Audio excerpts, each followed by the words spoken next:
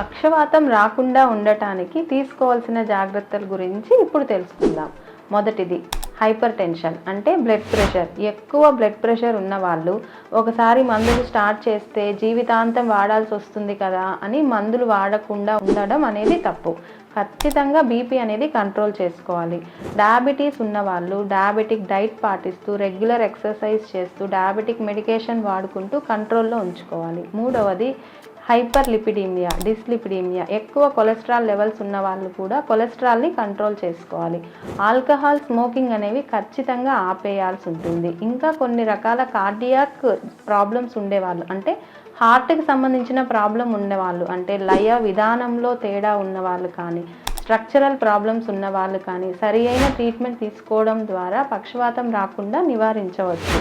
ఇంకా air pollution, ఎక్కువ air పొల్యూషన్కి expose అవ్వకుండా డెంటల్ ఇన్ఫెక్షన్స్ అవ్వకుండా జాగ్రత్తలు తీసుకోవాలి. రెగ్యులర్గా హెల్దీ డైట్ తీసుకొని మోడరేట్ ఫిజికల్ యాక్టివిటీ ఉండేలాగా చూసుకోవాలి.